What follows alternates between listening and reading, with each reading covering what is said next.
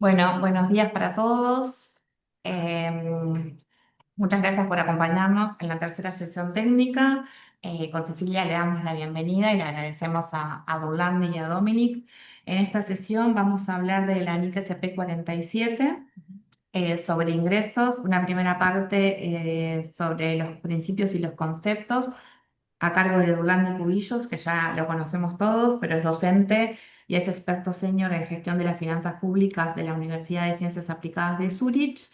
Y la segunda parte, Sí, que es la implementación de la NICS SP también, 47, y va a estar a cargo de Dominique, que yo soy nueva, pero creo que ustedes todos se conocen, y es director del Centro de Competencia en CCP.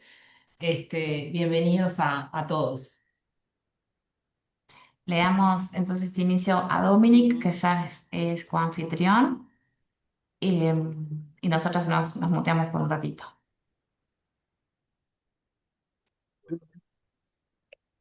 Perfecto, entonces, bueno, vamos a, bueno, primero que todo, muchas gracias. Para mí es un honor estar el día de hoy compartiendo con los contadores generales Ok, la... gracias. Ah, Luis dejó. Yo que, La, ok. Para mí es un honor compartir con los contadores generales del Foro de Contabilidad Gubernamentales de América Latina. Como siempre, es muy importante estos espacios para compartir conocimientos y experiencias. Quiero agradecer a la presidencia de FOCAL este año, la Contaduría General de la Nación de Uruguay, que hace parte del Ministerio de Economía y Finanzas, en especial a la Contadora General de la Nación, Adriana Arostigeberri, y pues también a los funcionarios de la Contaduría General, a Leonor Casco, muchas gracias, a Cecilia Ruiz, muchas gracias por esta oportunidad. Nápoles no está Y pega. el día de hoy, entonces, esta sesión es una sesión muy especial porque tenemos a un invitado muy especial que es Dominic Kammer, que es el director de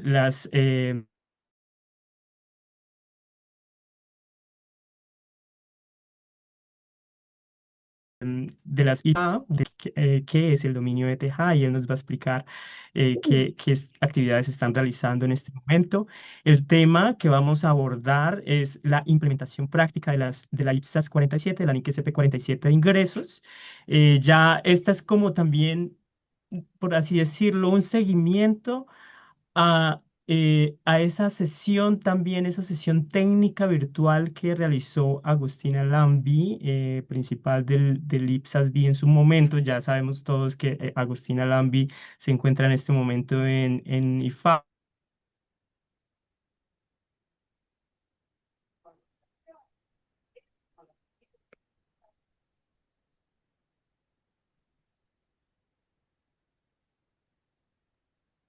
Dominic, perdón que te silencié sin querer. Creo que nos está Durlandi, silenciando a todos. perdón, Creo- perdón. Entonces, como les venía diciendo, este va a ser como vamos a hacer un seguimiento a lo que Agustina Lambi nos había explicado en su momento sobre la IPSAS 47. No me voy a detener mucho en la parte de conceptos y principios, porque esto ya Agustina nos lo explicó hace un año y 9 meses, pero sí no, tenemos que hacer un poco, recordar un poco para poder entender la presentación de Dominic. Entonces, voy a presentar mis diapositivas. En- Y me gustaría también que me confirmen si ustedes las pueden ver, porque creo que antes no podía presentarlas directamente. ¿Me confirman en este momento si las pueden ver y también en pantalla extendida? Sí, se ve Durlandi. ¿Las ven en pantalla extendida? Perfecto. Sí. Entonces voy a incluso activar también el láser. El láser lo ven también, ¿cierto? Perfecto. Bueno, entonces, al iniciar, ¿por qué es importante la NIC SP 47? Pues antes de eso, pues me gustaría recordarles que esta norma está sustituyendo la NIC SP9 de ingresos de transacciones de transacción, la NIC SP11 contratos en construcción y la NIC SP23 de ingresos de transacciones sin contraprestación. ¿Por qué es importante? Porque con esta IPSAS o esta NIC SP47 nos permite tener un solo estándar que va a consolidar todos los ingresos, nos va a permitir identificar los criterios específicos para el reconocimiento, medición, presentación y revelación de los ingresos en general y va a satisfacer unos vacíos que se tenían antes.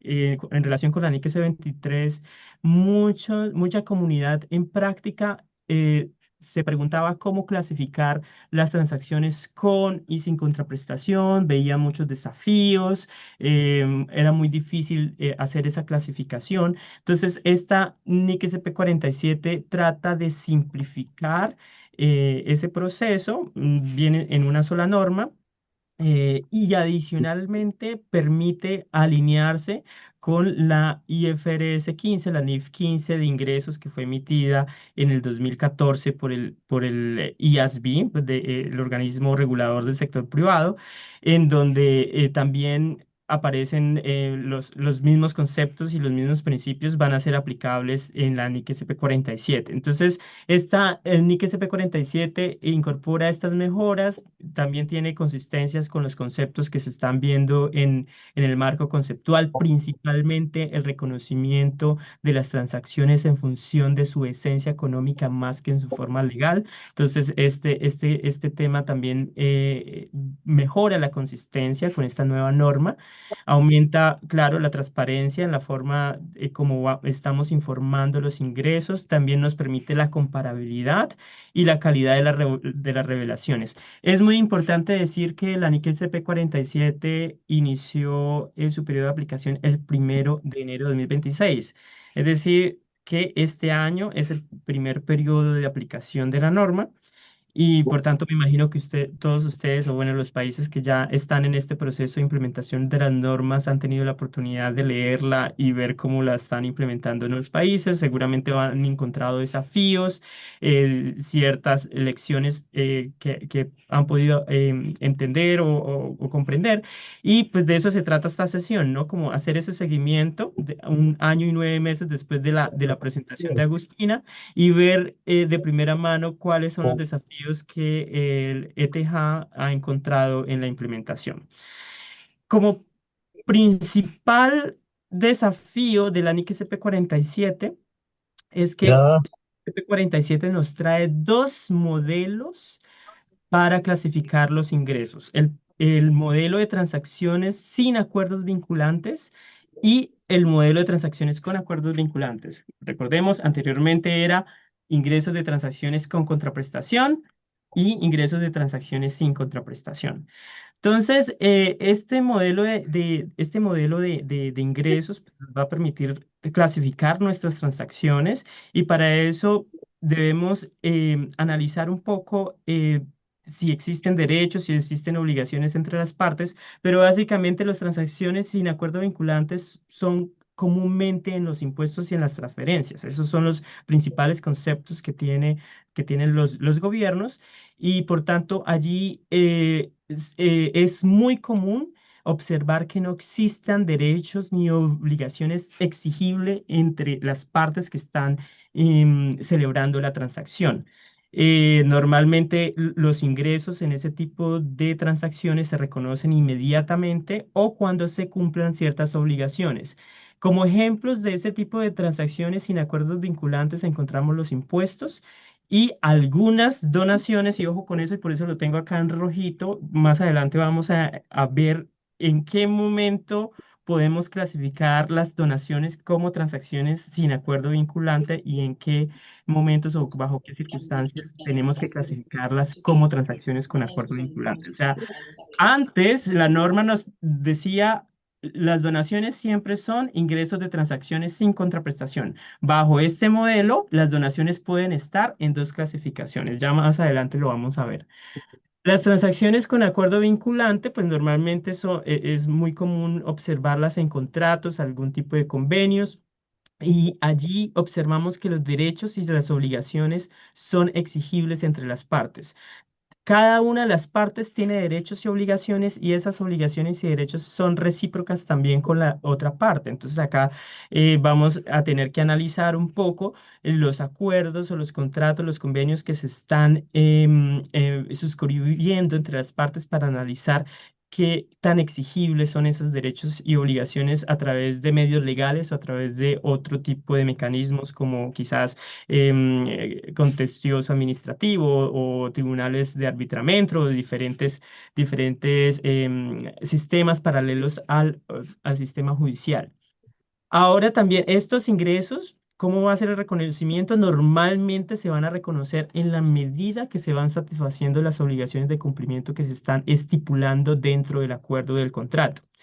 Ejemplos de ese tipo de ingresos son transacciones derivadas de acuerdos de servicio, en donde, claro, una parte se compromete a entregar un servicio, la otra parte tiene el derecho de recibir ese servicio, pero quien recibe el servicio tiene la obligación de pagarle y por tanto la parte que presta servicio tiene el derecho exigible, tiene el derecho exigible de reclamar el pago por ese servicio que está prestando. También podemos encontrar ciertas donaciones. Más adelante, como les Hola, digo, vamos a analizar el tema de los hola, donaciones un hola. poco más al detalle. Sí, Entonces, está en lloviendo. el caso del principio de reconocimiento de los Donde ingresos, si no, no llovía fuerte, observemos solo me que cae el las paraguas. transacciones sin acuerdos vinculantes se Sí, reconocen sí, no estaba inmediatamente el blanco en medio. y ¿Y por o qué cuando ni me existan mojé el paraguas? obligaciones No. específicas asociadas a la entrada de esos recursos, entonces vamos a ir reconociendo esas obligaciones en ese momento cuando ya se estén cumpliendo las obligaciones. Ahora más adelante lo vamos a explicar un poco más al detalle. Ya para el caso de las transacciones con acuerdo vinculante debemos seguir una lógica de 5 pasos. Lo primero es determinar la existencia del acuerdo vinculante. El segundo paso es identificar las obligaciones de cumplimiento. Eh, el tercer paso es determinar cuál es la contraprestación que se está entregando, que se está pactando en la transacción. El cuarto paso es asignar esa contraprestación de la transacción. Allí vamos a tener diferentes metodologías para poderlas asignar. Y por último, reconocer los ingresos en la medida que se van satisfaciendo las obligaciones de cumplimiento.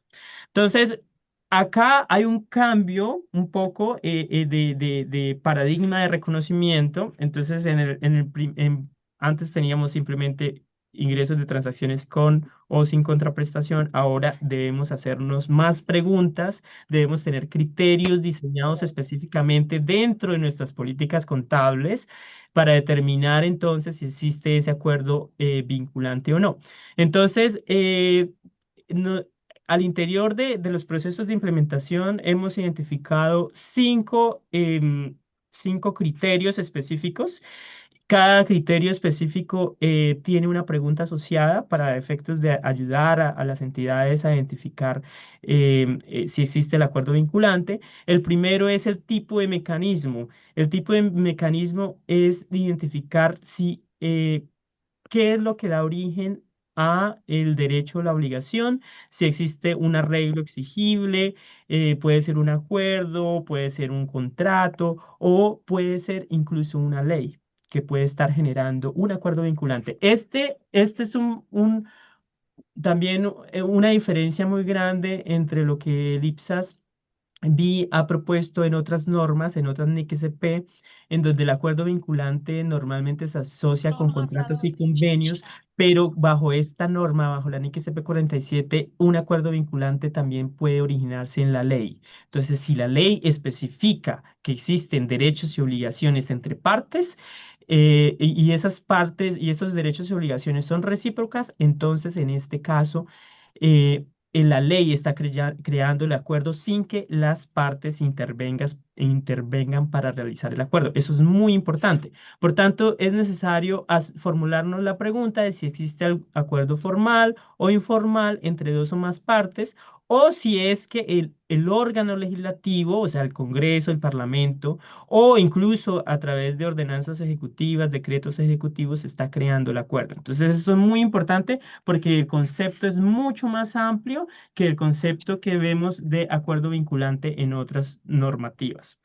Ahora, una vez tenemos la respuesta a ese criterio, debemos ir a los términos y condiciones acordados, es decir, las cláusulas.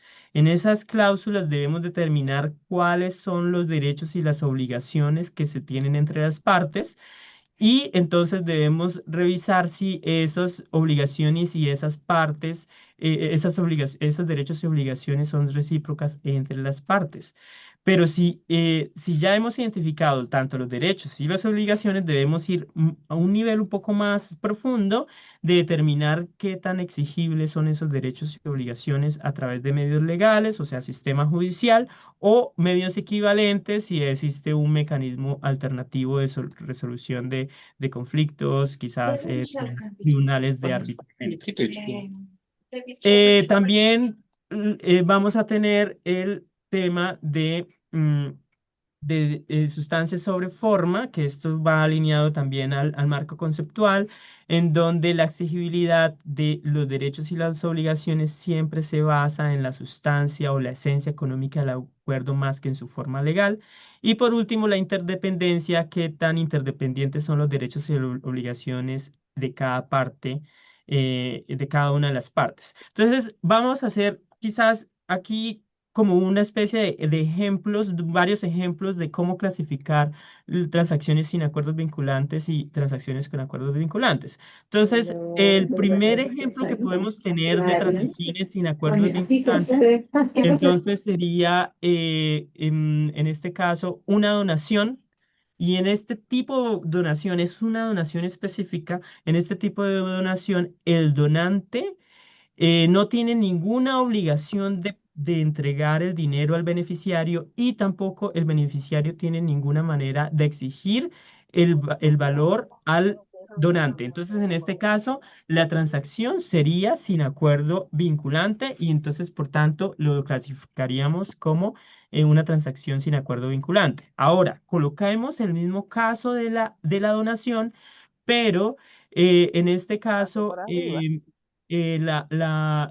beneficiario tiene el derecho de cobrar al donante la contraprestación, pero perdón, el beneficiario tiene el derecho de cobrar el valor de la donación, pero el donante no tiene la obligación de exigirle al beneficiario de hacer a ejecutar ciertas tareas con ese valor de esos dineros, que es esos recursos que se están girando. Entonces, en este caso, existe un derecho exigible por parte del beneficiario, pero no existe una obligación exigible por parte del donante y por tanto también quedaría clasificado de transacción sin acuerdo vinculante. Ahora, en el caso, por ejemplo, de los impuestos. En el caso de los impuestos, normalmente existe un derecho de parte del gobierno de exigir el pago de los impuestos a los ciudadanos, pero el ciudadano no tiene la potestad de exigirle al gobierno de entregarle unos servicios individualizables a cada contribuyente. Entonces, el contribuyente no tiene manera de decirle al gobierno, gobierno, usted me tiene que entregar estos servicios específicos a mí como contribuyente. Entonces, por tanto, también se clasifica como transacción sin acuerdo vinculante. Ahora, si existe una donación, por ejemplo, si la donación expresamente dice que el beneficiario tiene la posibilidad de exigirle al donante el dinero, pero además el donante tiene el derecho de que el beneficiario de esa donación realice ciertas actividades con esos recursos, entonces ahí sí tenemos una transacción con acuerdo vinculante. Adicionalmente, que ese beneficiario tendrá que reportarle al donante las actividades que está realizando. Entonces, fíjense que es muy importante determinar en qué clasificación vamos a clasificar las transacciones. hay que tener mucho cuidado con las donaciones porque las donaciones podrían estar tanto en transacciones sin acuerdo vinculante como en transacciones con acuerdo vinculante. Ahora, frente a la medición, ¿qué principio nos trae la norma? La medición simplemente nos dice que los activos se van a medir por la contraprestación que se va a recibir. Y en el caso de la contraprestación de activos, de contraprestación no monetaria, en este caso la norma nos dice que se va a medir por el valor corriente. Entonces, ¿qué es el valor corriente? Entonces, allá vamos a tener que clasificar si ese bien lo vamos a utilizar para efectos de recibir rendimientos comerciales, entonces tendremos que utilizar el valor razonable con base en la IPSAS 46 de medición, o si es que lo vamos a utilizar para prestar servicios, vamos a tenerlo más por el potencial de servicio, por su capacidad operativa, y por tanto vamos a tener que utilizar el valor corriente operativo. En el caso ya de la medición de los ingresos, pues se va a medir en función de ese aumento en el valor del patrimonio y basado también en la contraprestación recibida o por cobrar, y por tanto es muy importante primero medir mi activo y ahí sí medir mi ingreso. Y en el caso de medición de pasivos, que estos pasivos se van a originar principalmente quizás porque existe una obligación de ejecutar ciertas actividades, pero no existe el derecho de devolución. Por eso es que existe este pasivo en las transacciones sin acuerdo vinculante. Entonces vamos a tener que revisar entonces el pasivo para ir amortizando el pasivo a lo largo de que yo voy cumpliendo las actividades que ya el proveedor de los recursos me ha impuesto. Y en el caso de las transacciones con acuerdo vinculante, pues entonces ahí debo también analizar como primera instancia la contraprestación que yo espero recibir, va a representar pues esa cantidad que la entidad espera recibir. También pues vamos a tener en cuenta que vamos a ir reconociendo el ingreso en la medida que vayamos cumpliendo con las obligaciones que me ha impuesto el proveedor de los recursos.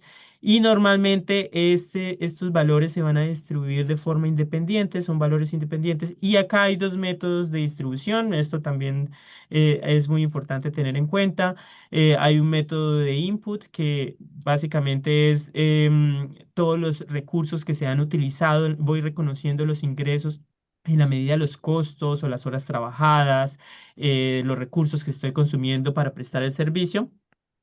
O también podemos utilizar el método del output, que es básicamente en función de las actividades o los hitos que estoy logrando en ese proyecto, y por tanto entonces vamos a ir reconociendo los ingresos en la medida que vamos cumpliendo las tareas específicas que se me han asignado. En este tema de medición es muy importante revisar varios aspectos. La contraprestación, puede existir contraprestación variable. Aquí la norma nos dice que debemos utilizar dos metodologías. La primera metodología es una metodología estadística. Debemos utilizar un modelo de valor esperado o quizás poder utilizar la cuantía más probable, o sea, nos habla de la cuantía más probable, o si vemos que existen numerosos contratos y que podemos hacer la gestión de portafolio de contratos, tendríamos que recurrir entonces al análisis de escenario, valor esperado, que es una técnica estadística de acuerdo con su probabilidad y el valor que se espera recaudar. Componentes de financiación, pues es importante en caso de que exista el valor del dinero en el tiempo sea relevante, pues tendremos que traer a valor presente. Contraprestación no monetaria, también debemos utilizar tanto valor razonable como el valor operativo o corriente operativo, en el caso de los bienes por su capacidad operativa. Y también puede existir alguna contraprestación que se vaya a pagar al proveedor de recursos por recibir esos recursos que se espera bajo esta norma. Bueno, no voy a ahondar más en el tema porque, bueno, este tema ya nos lo había explicado Agustina nuevamente repito, hace 1 año y 9 meses. Y ahora me gustaría incluso que la presentación gire más en torno a la experiencia que ha tenido ETH en la implementación de esta norma. Como ya sabemos, esta norma empezó a regir el 1 de enero de 2026, entonces ETH es una de las entidades pioneras que está implementándola, y por tanto nos gustaría escuchar con mucha atención qué desafíos han encontrado en ETH, y por eso quiero darle la palabra a Dominic Kammer. Dominic, por favor. Muchas gracias, Dorlandi. Es un honor y un placer de presentarlas a ustedes algunas de las lecciones que hemos aprendido al aplicar la NIC SP47 en nuestras instituciones. Que me disculpen, pero voy a continuar con mi presentación en inglés. Creo que así van a entenderme mejor. Oh, tutú, oh, tutú. Um, Perdón, Dominic, capaz que para los que entraron un poquito más tarde, que ya lo dijimos al inicio, en los tres puntitos que están bien a la derecha, donde dice más, a mí me aparece como segunda opción de arriba, no sé si a todos con la misma versión de Zoom les aparece igual, hay una opción que es mostrar subtítulos. Te debería pedir la opción de en qué idioma y deberían seleccionar español. Nosotros lo probamos acá y lo que hace es ponernos los subtítulos tanto en inglés como en español. Les pido que habiliten eso a los que necesiten y cualquier cosa nos frenan y nos dicen. Gracias, Dominic. Thank you. Gracias. Dorlandi, voy a partir yo las diapositivas o cómo vamos a hacer eso. Si quieres, yo te las presento. Yo las tengo acá. Si quieres, yo las puedo proyectar. Los diapositivos en español sí, creo que sería mejor. Ok, sí, perfecto. Voy a proyectarlas yo. Muy bien, muchas gracias, Dorlandi. Perfecto. Voy Okay. Espérame. Wait a little bit, please.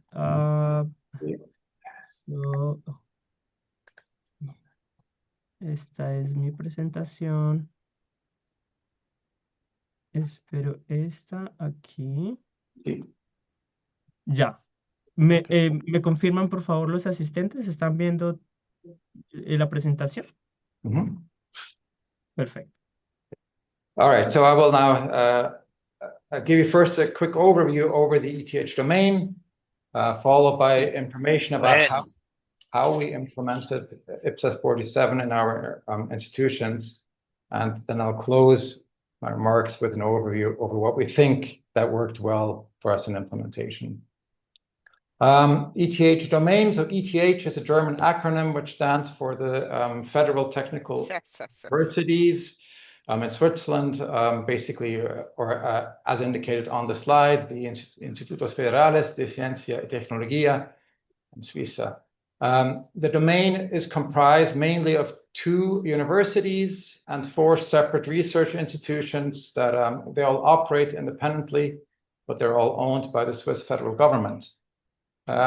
These 6 institutions in total are under common supervision and common strategic management, and also have to produce a set of consolidated financial statements based on a common accounting basis. So all of these activities that happen for all 6 institutions together, they're being coordinated and conducted through the ETH board, which is kind of the common parent entity, if you will. It's not really a group structure as you might know it from the private sector, but it is also kind of a separate a group of entities that operate independently from with a certain degree of independence from the Swiss federal government. The universities that predominantly teach in the natural sciences, but also have some social science programs. The research institutions, they have usually they have a topical focus. One of them covers natural sciences and engineering in the context of large research infrastructure. Another of these institutions focuses on material sciences, yet another one on aquatic research, and one on environmental systems. In total, the ETH domain has roughly 41,000 students and 25,000 employees. Of these employees, 15,000 are scientific personnel, of which 900 are professors. And approximately 6,000 master and PhD students graduate annually. The ETH domain also generates 60 to 70 spin-offs every year. So these are basically activities which are then put into a separate company, which are then spun off from the ETH. In terms of financial reporting, we produce full financial statements under IPSAS, as mentioned, on a consolidated basis. So we have this unreserved statement of compliance with IPSAS in our audit report. We produce these financial statements annually. For internal purposes, we have more frequent reporting, but the IPSAS financial statements, that's only done once a year. Each of our main institutions also produce their own publicly available and audited financial statements under IPSAS, which sometimes are on a consolidated basis. So we have kind of a multi-level consolidation structure. In terms of funding, roughly 2/3 of our funding comes directly from the Swiss federal government, and 1/3 of our funding comes from third parties, which includes both other public sector sources, such as the Swiss National Science Foundation and also European Union programs, but also covers things, funding from private companies and also individuals in various forms. So we are here really talking about basically thousands of contracts at each of our universities and hundreds of such contracts at each of the research institutions, to give you a sense of also the volume of individual arrangements that we have to look at. And all of these basically had to be considered and assessed under IPSAS 47.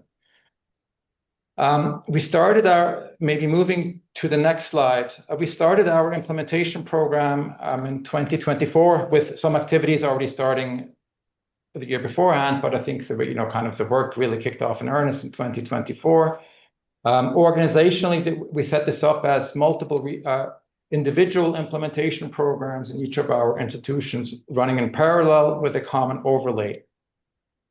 What's covered by the common overlay is accounting policy, the consolidation environment, including systems and processes, and also disclosure structure. So we basically generate one set of consolidated disclosures, which are then adapted and amended by each of the institutions for their own specific purposes. In terms of the project plan, what you see here on the slide is a very generic structure, and kind of shows more the perspective from the group level, starting in 2024.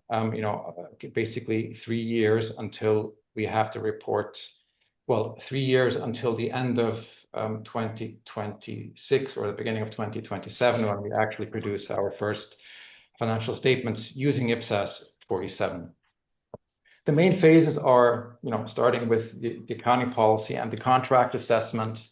Then you have a second phase where you do systems design, and then in the third phase, implementation and disclosure implementation starts. That's again, it's a very theoretical split. In reality, a lot of the phases overlap, and also in each of the institutions, the projects have a bit of a different timeline. We noticed that relatively quickly in the project, basically our institutions wanted to be able to process all new contracts using IPSAS 47 during, basically starting from the date of adoption, which is January 1st, 2026. Hence, for them, everything had to be ready 1 year before we actually have to report under the standard. So this meant that we got into quite a bit of time pressure upfront when we set up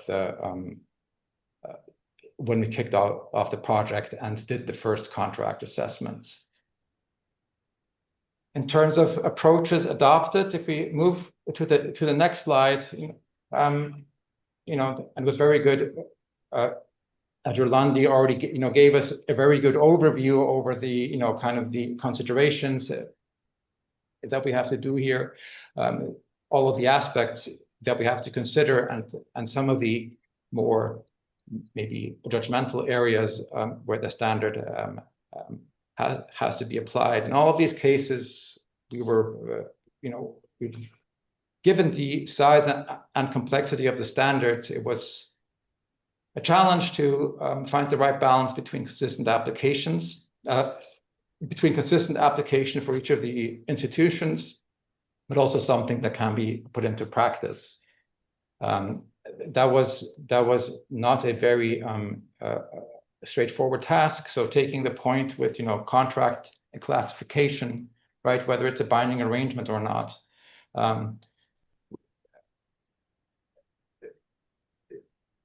The main areas where this would have to be applied is, for instance, for research contracts, but also for donations. And all of these contracts are, in some cases, they're highly standardized. In some cases, they are relatively large, customized contracts. And we wanted to find one sensible set of criteria which we can apply to as wide of a contract portfolio as possible. So we set out a list of criteria that are specific to the ETH domain based on an analysis of the contract portfolios that we have. And we also set out guidance how these criteria have to interact. So the entities can take the criteria and then put that into a kind of a checklist that then that the functions that actually have to do the contract assessments that they can use on a daily basis and in practice. That took quite a bit of time, and also early involvement of our auditors, and also talking to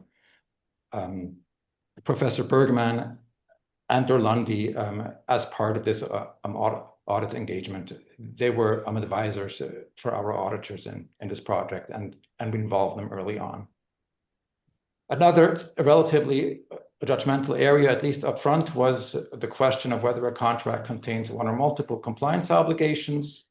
And again, here the question is, if you have relatively standardized contracts, can you make this assessment over a wider contract portfolio, or do you really have to look at every single contract in a grouping to determine whether multiple compliance obligations are there as well? And again, here we developed a tailored and specific list of indicators that we could look at to determine whether these contracts do contain more than one compliance obligation. Another aspect that proved to be important is, as I've indicated before, we do have a lot of contracts, and to ease the burden of transitioning to IPSAS 47, we had to take a closer look on the overall contract portfolio, stratify the population into different sensible buckets, and then also try to set thresholds for specific groups of contracts as to which cases do you have to look at, and for which cases can you make overall assumptions that are reasonably good but don't have to be tested for each and every contract. The impacts of adopting IPSAS 47, they emerged over the project as we understood the implications better. Of course, first and foremost, the financial impacts, we expect them to be significant. And by now we actually know that they are significant, with the main source of the impact coming from a shortening of the balance sheet. So again, you have research contracts that previously under IPSAS 23 were classified as contracts that have conditions attached to them that are now treated as binding arrangements under IPSAS 47. Under the presentation, the requirements of IPSAS 47, we don't really show a lot of long-term receivables and correspondingly liabilities as a revenue accrual anymore, and that really has a very noticeable impact just on balance sheet size. And the second equally significant financial impact is a reduction in our shareholders' equity, also coupled with a shortening of the balance sheet. And this impact comes more from a number of contracts that, a lot of our donations, or a significant volume of donations that were classified as contracts without conditions attached under IPSAS 23 that are now classified as binding arrangements with compliance obligations under IPSAS 47. So some of the basically revenue that was already treated as earned under IPSAS 23 now will be end up again as an accrual on our balance sheet. The exact volumes, of course, that is still under discussion, and we are having, the audit work on this is going to start this summer, but we are fairly confident about the overall direction of those impacts. The system impacts also are not trivial, as is to be expected from a project of this size.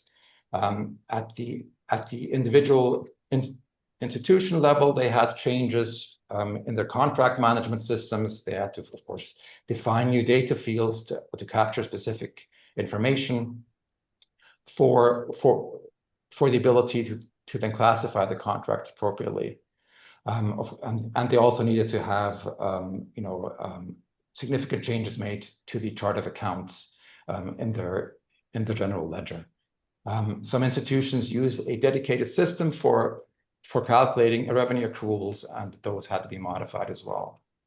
On the consolidated level, we had significant changes to our chart of accounts and also to our system or basis for collecting disclosure information. Some of the more detailed and nuanced disclosure requirements in IPSAS 47 required some relatively significant changes. On the operational side, the impacts start on how we process contracts, how the contract capture works, the checklists that we use, as I mentioned before. So these are very, these are changes that are still being worked through at the moment, but also for many institutions, they now have already gathered, first almost half a year of experience in using those tools. In terms of what worked well in the project, this is more kind of a short list of approaches on the next slide. I've already touched on some of these points. It's just things that worked well for us so far. We don't want to suggest by any means that we are running a perfect project here, but all we're saying is these things proved to be successful for us. I'm gonna just pick out a few of them, right? Starting with urgency, I think that's always sensible, right? If you think you have a lot of time for working out your policy, that's not always the case. And I think here it was important for us to get the policy done quickly to meet an accelerated timeline. Involving people with contracts knowledge, that's also, that proved to be decisive, because understanding the portfolios gives you a sense of which portions of the standard are actually important and which other areas don't you have, we don't have to look at that closely. So we focus more on the areas that are complex in application rather than those that are complex in terms of wording in the standard. And it also allowed us relatively early on to identify those groups of contracts where we can draw conclusions for the portfolio overall. Maybe also then in terms of contracts, going to the point of frequent testing against example contracts. We used specifically also at those times when when the application was not that clear yet, using a couple of contracts where everyone agreed on the conclusion as kind of a signposts, right? Or as, kind of orientation points. That was very helpful because with these examples, we can develop then, a sensible approach for also how we're going to look at contracts that maybe differ in very specific legal terms, and that allows you then to develop a very sensible approach. We did multiple iterations of our policies, and again, involving our auditors and their advisors early. So we had the first conversation with Professor Bergman and with Durlandi in, I think it was in August of 2024, where we already went through a first set of contracts, and we continued with those conversations, I think, for almost a full year. So we met every 2 or 3 months. We had a relatively long memo covering all of the kind of the policy work done to date, and we went through a different set of contracts to see whether we agree on the conclusions or not. And we then, of course, always adopted our approaches as time went on. The last 3 points at the bottom, deal more with the communications and timing topics. These are things that, of course, always, I guess, people, including me, tend to underestimate how important they are. But I think we have also learned our lessons here the hard way a little bit. So it is definitely worthwhile setting up, stakeholder lists, making sure that which stakeholder has to have which information at what time. And also then now, as we move into really, implementation, or as we moved into implementation and now see the impacts, now the point is to really develop a clear message and also a storyline about what the adoption of the standard means for our financial statements. Tailored training, of course, matters a lot. We've done a lot, both at the group level, but also within each of the institutions.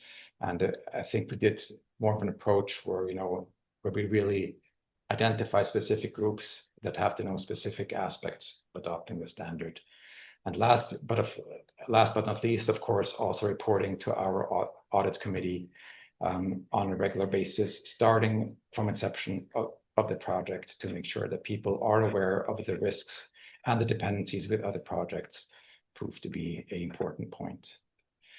Given the advanced time, I think I'm going to close my comments here and maybe open for questions. Answer the question.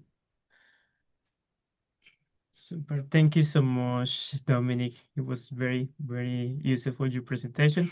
Probablemente vamos entonces a usar estos minutos que nos quedan para escuchar las preguntas de nuestros contadores generales del Foro de Contabilidad Gubernamental de América Latina y de también los funcionarios del equipo técnico que les acompaña. Un saludo para todos.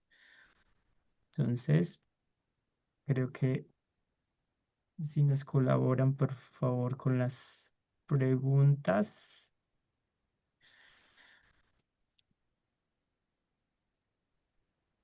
Muchas gracias, Durlandi.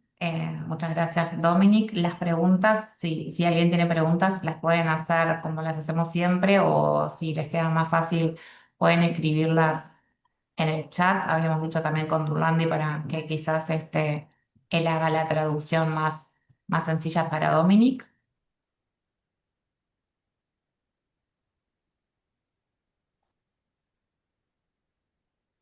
Entonces, Acá, mira, hay una en el pregunta. chat hay una pregunta, Durlandi. So, which other countries have already implemented IPSAS 47 if we have another examples? So probably I will answer that question. So, bueno, voy a responder esta pregunta porque claro, Dominic trabaja en ETH Board, que es la institución que ya está implementando la norma. Hemos visto que Suiza es pionero, es un país pionero en la implementación de la NIC CP 47 hasta el momento. Como este año hasta ahora inició su implementación, no hemos tenido otras experiencias de otros países.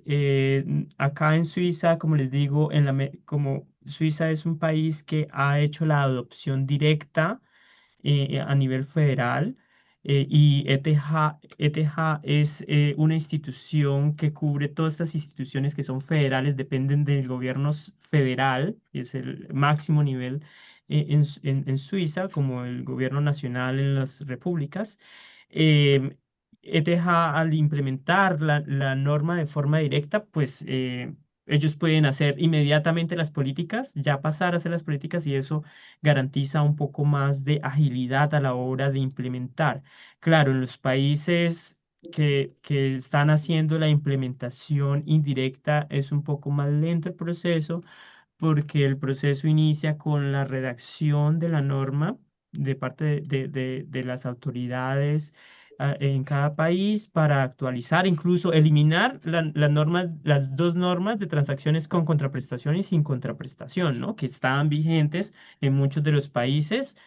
Muchos de los países también están en este momento en proceso de capacitación, quizás incluso se han tardado, digamos, en implementar completamente las normas anteriores y por tanto quizás están dando un espacio para implementar la NIC CP47. Pero claro, en términos de agilidad, Suiza es un país pionero.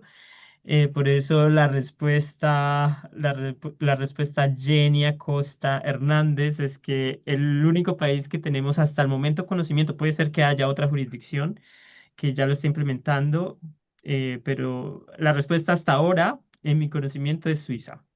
Perdón por no Perdón responderte por no responderte. la pregunta. Excelente, muchas gracias y felicidades Ah, a Suiza. muchas gracias, Jenny. Muchas gracias, David. Pregunta, ¿nos pueden facilitar la presentación? Por supuesto, la vamos a enviar, se la vamos a enviar a Leonor para que ella la pueda distribuir a los contadores contadores gubernamentales y también a todo su equipo técnico y también para subirla en la página de la red focal. Hay otra Eh, pregunta, Orlandi, En relacionada estos con la meses anterior. en estos meses que tiene Suiza en la implementación, ¿con qué obstáculos directos ha tenido que enfrentar? Si es que se ha visto alguno en la 923 y que por ahí no tenemos el grado de avance que tiene Suiza. Ok. I So can they are asking about the obstacles, the impacts that we have faced here in Switzerland. Probably, Dominic, you could answer that question, and then I will try to translate to the participants. I mean, the difficulties are, of course, I mean, I think first of all, IPSAS 23 and 9, you know, that's a language that we understand, that everyone understands. It has been implemented, it has been embedded in our institutions. They know how to deal with those standards. And, you know, I think on a basic level, I think the distinction between, between these two contract types, it is relatively intuitive to understand it. The distinction now in IPSAS 47 between binding arrangements and contracts that are not binding arrangements is a little more technical already. So I think, first of all, building that understanding that took us quite a long time. As mentioned before, it's a complicated standard. It's based on IFRS 15. IFRS 15 is not, was not originally intended for the public sector. It has now been changed to accommodate the public sector, but it is I would say, a significantly more complex framework. And that really proved to be a challenge. The financial effects that I've mentioned before, the righteous balance sheet shortening, that is of course not something that we necessarily have fully adjusted to yet, and again, that's a communication issue, right? We have to explain to our owners what, why the balance sheet now is, significantly shorter. Also in conjunction with other standards, right? We implemented IPSAS 43 leases last year. So a lot of these contracts came on balance sheet. Now we're taking a lot of, things that are kind of the core business off balance sheet. Overall, it's going to look different, right? And people have to be made comfortable with that. I think one thing that we also underestimated was the extent and the complexity of the disclosure requirements. We looked at that relatively late. That's probably something that we could have arguably done earlier, but that's, you know, hindsight, right? That's a benefit of hindsight. And there's a couple of lessons learned there for us. But, you know, again, I think overall, you know, it's a solid basis. It's something that we were now able to implement and can produce financial statements on it. And now I think everyone just has to get adjusted to it. Yeah, thank you. Ahora voy a tratar de hablarlo en español, las ideas que Dominic nos acaba de compartir. Entonces, principalmente nos dice que la IPSAS 9 o la NIC SP 9, la NIC SP 23, en su momento fue un poco más fácil de entender porque casi todos ya estaban relacionados con transacciones con contraprestación y transacciones sin contraprestación, y que con esta NIC SP 47 ellos tomaron mucho más tiempo para poder lograr identificar estos dos tipos de transacciones con acuerdos vinculantes y sin acuerdos vinculantes. Es mucho más técnica que la anterior, porque requiere este análisis a detalle de los contratos, y que efectivamente ellos consideran que, pues, por ser también un tema de haberla tomado como base de IFRS 15, de NIF 15, que es para sector privado, pues eso también impacta, digamos que está perfilando, tomando bases o principios del sector privado para implementarlas en el sector público, y por tanto eso también aumenta la complejidad en el entendimiento de la norma. Él también nos explica también el tema del impacto financiero que han visto, particularmente en la clasificación de muchos de los acuerdos que antes se clasificaban como acuerdos de transacciones sin contraprestación. Ahora muchos se tienen que clasificar en la categoría de transacciones de acuerdos vinculantes, y eso reduce el patrimonio que se tenía, porque a la hora, en este momento, se tiene que ahora clasificar una obligación para presentarla y poderla a vincular con las obligaciones de cumplimiento pendientes. Entonces ya las obligaciones que antes, bueno, antes como se registraba bajo la NIC SP23, todo era ingreso, ingreso, ingreso. Entonces el impacto que tiene es la reducción del patrimonio, y eso hasta el momento él dice que todavía no se ha hecho el ajuste completo de todos los contratos, porque como ustedes escuchaban a Dominic, en ETH se tienen muchos contratos, muchos de donaciones de legados, entonces que todavía no se ha hecho completamente el impacto financiero, pero es bastante fuerte, y que eso tiene que ver con comunicación, porque se tiene que explicarle a las directivas por qué se disminuye el patrimonio, que estaba todo en resultados y ahora hay que reclasificar a pasivos, y por tanto, entonces, se tiene que hacer un poco más de explicación a la hora de comunicar a las directivas. Y entonces, por eso es muy importante todas las implicaciones que tienen, lógicamente, desde el punto de vista de comunicación. Y también nos dice que uno de los aspectos más relevantes que ellos no habían considerado y que ahora sí deben considerar mucho es el tema de las revelaciones. Las revelaciones es algo muy complejo, y entonces Dominic nos señala en este momento que les hubiese gustado trabajar en las revelaciones, en las disclosures antes, pero que bajo la nueva NIC SP47 existen más requisitos de revelaciones. Entonces eso es lo que más o menos Dominic nos dice. ¿Más preguntas? Muchas gracias, Dulandi. Hay otra, sí. Sí. ¿Cuál fue el efecto en el sistema informático con el cambio de la NIC SP47? Okay, so what was the impact in the system? Dominic, probably you could also explain us a little bit. And again, these impacts are at different levels, right? The contract management systems here, the kind of the basic IPSAS categorization in our intake functions, right? They already look at these contracts and they do a first accounting-based classification there. And of course, then, and they put this into the contract management system. which is then also then used to feed different types of disclosures afterwards. So kind of the contract management system feeds into the finance subledger, into the general ledger, and so on. So there they had to set up new fields, which is relatively costly. They had to repurpose certain existing fields. And then, of course, you have to train people to be actually able to use these new functionalities properly.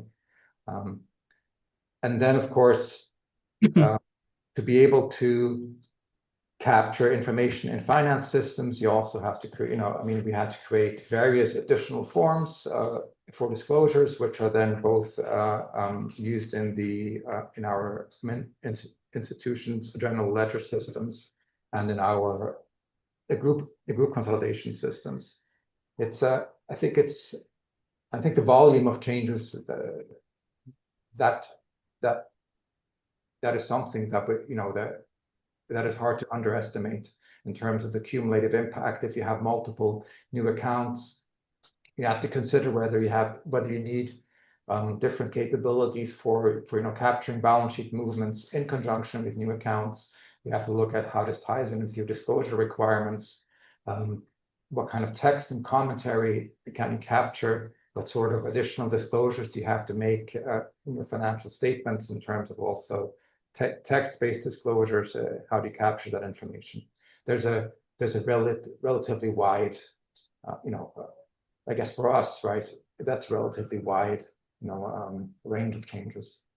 Okay, thank you, Dominic.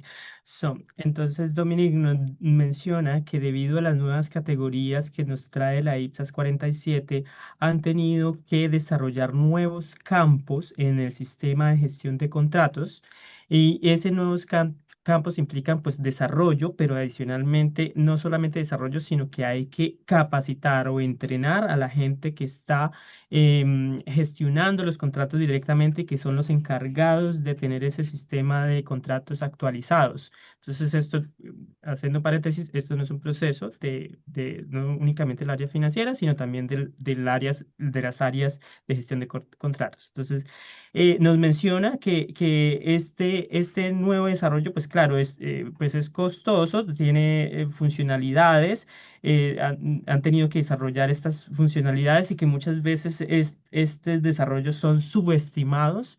Claro, se han desarrollado estos campos para capturar toda la información y se han desarrollado también formularios para que esa información pueda ser capturada en el sistema y que este sistema también pues esté de la mano, vaya de la mano con el sistema de consolidación, los sistemas de consolidación, porque ustedes saben, el ETH Domain o la red tiene que consolidar todos los 6 institutos federales para presentar estados financieros consolidados.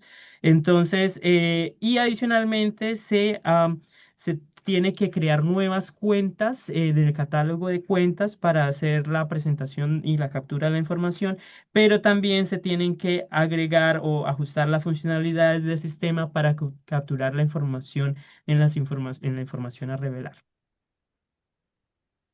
de las notas. Un poco con la anterior pregunta, Ismael está preguntando respecto a ese cambio que hubo en el sistema informático por la aplicación de la NICS SP47, pero más relacionado al tratamiento de los impuestos. Okay. So they are asking about the taxes with the new standard. So, but I will replay that because ETH Domain doesn't receive taxes from the revenue perspective. So voy a responder esta porque ETH, pues como ven, sus ingresos son más de transferencias que de impuestos. Básicamente, para darles un parte de tranquilidad, los impuestos bajo la NIC SP47 no cambian, e incluso antes los hace más fácil porque la nueva NIC SP47 permite que los impuestos se puedan reconocer en el momento de la declaración. Esto es un nuevo componente que fue incluido porque antes muchos países estaban un poco un poco preocupados porque se tenía que hacer una estimación de los impuestos que se iban a recaudar y bajo la nueva NICSP pues están las dos opciones, o sea, en el momento en que se tiene el derecho, entonces esto facilita mucho también para el reconocimiento de los impuestos. Entonces, por ese lado, muy bien. Los impuestos, excelente porque no nos cambiaron. El tema son los convenios, los contratos, todo esto, las donaciones. Todo esto sí tendríamos que analizar, incluso algunas transferencias dependiendo de la ley, dependiendo, por ejemplo, si existe un contrato, perdón, una ley que se establece la transferencia de un gobierno nacional a subnacional y el gobierno subnacional tiene el derecho de exigir el cobro al gobierno nacional pero el gobierno nacional tiene el derecho también de exigirle al gobierno subnacional de que destine esos recursos y los utilice de esa forma por cierto tiempo y con unos, em, con unas especificidades concretas. Como ya vimos al inicio, estos podría ser que se tengan que clasificar como acuerdo vinculante, porque recuerden que los acuerdos vinculantes no es solamente el acuerdo firmado, sino que la ley puede crear los acuerdos. Por eso es importante determinar entonces hasta qué medida la transferencia sí se puede clasificar como acuerdos vinculantes o como una transacción sin acuerdo vinculante. Entonces hay que analizar un poco la ley que determina la transferencia y así poder clasificar si la transferencia de recursos del gobierno nacional a subnacional es de acuerdo vinculante o sin acuerdo vinculante. Muchas gracias, Durlandi. Si les parece, dada la hora que nos excedimos un poquito, leemos la pregunta de Wandy, que es la última, que dice, ¿cómo están vinculados los sistemas de administración financiera en Suiza con impacto en la contabilidad de gobierno para el devengamiento de los ingresos impositivos a fin de Mm, facilitar el cumplimiento de la NIC SP 47? Muy Bueno, buena es similar pregunta. a la que venías hablando. Wendy, ¿de qué país es? Y por favor muéstrame tu cara porque de verdad es una muy buena pregunta. Quiero saber de ti. Wandy Hierro Gracias. Núñez, no sé. Si nos Muestra capaz que nos tu podés cara poner en y el chat. hablas. Bueno, muy buena pregunta. Wandy, ¿de qué país eres? Bueno, no me escribió. Bueno, la pregunta de República Ay, Dominicana. perdón, de República Dominicana. Súper. Es una muy buena pregunta porque, bueno, Dominic, sorry, just to tell you, she's asking what is the interrelation between the components of the public finance management systems in Switzerland, how interconnected they are. So I will replay that as well. So, muy buena pregunta porque en Suiza el presupuesto el presupuesto sigue las normas contables y las normas contables están definidas en una ley ya establecida a nivel federal. La ley dice que toda la contabilidad debe ser pues en base de vengada y que debe seguir las IPSAS y que el presupuesto sigue las normas contables. Entonces, en consecuencia, ¿qué significa eso? Si la contabilidad es en IPSAS y el presupuesto sigue la contabilidad, entonces eso quiere decir que el presupuesto atiende las normas de contabilidad, no al revés, que es diferente en otros países en donde aún el presupuesto tiene base efectivo mientras que en Suiza el presupuesto tiene base de vengado. Entonces eso es muy importante, eso es un paradigma completamente diferente en donde en Suiza el presupuesto sigue las normas contables, no al revés. Entonces, en ese orden de ideas, el presupuesto y la contabilidad es igual. En el caso de Suiza, ellos sí están haciendo en este momento el estimado. Ellos hacen un estimado de los ingresos.